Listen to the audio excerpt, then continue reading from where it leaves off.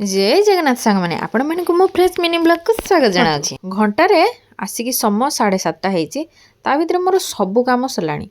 माने पूजा घर काम नित्यकर्म सबू सारी सुराकी आसी हबी सकाल सकाल टिफिन बनवा यहाँ आज मोपाई घंटे कि 1.5 घंटा पूर्व पाई कौन जापर ना जो समय उठे तार 1.5 घंटा कि 2 घंटा पूर्व मुझे उठी जाइए तेणु आज मत बहुत खुशी लगे जेहेतु झील स्कूल जाइनी तेणु ता समय अनुसार मोर टिके डेरी हुए माने 8टा कि 8टा भितर मोर पूजा पाठ आ घर नित्यकर्म सब सरी जाए बहुत स्पीड जाकि कम कले जामती सरे आज बहुत नो टेंशन किसी ना माने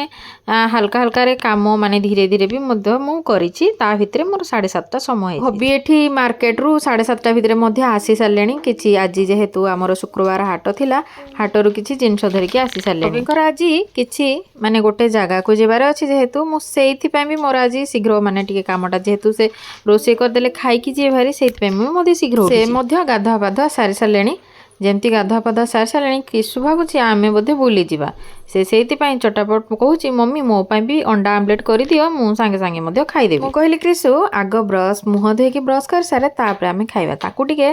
माने ब्रश धरईदेली से तो निजे निजे ब्रश करुच्ची काले भल भाव सफा कि ब्रश कर पारिबनी सेति मु टिके लास्ट रे जाई टिके माने रुटी तो कालीर थिला आउ एबे टिके अंडा आमलेट बनै देबी जेतेटा अछि रुटी एडजस्ट करके माने खाइदेबो अंडा आमलेट धरिकी टिके खाइदेबो क्रिसु अंडा खाइबी हो किंतु तार अंडा टिके पसंद नाही तेणु तापाई टिके आलू भजा अच्छी से रुटी आलू भजा और अंडा मिसेकी खाइदेव आउ आमर आमिष खियाबार आसो मैंने सकाळु आग अंडा आमलेट हम कारण आमर समस्त टिके प्रिय अंडा आमलेट आउ हबींकर तो बहुत प्रिय से माने अलग आमिष होइथिले भी संध्या बेलू कहबे आज अंडा आमलेट बनैबू टिके संध्यार माने टिफिन कर हबी खाइबा देदेली मो टिके लंका पकई अंडा आमलेट बनई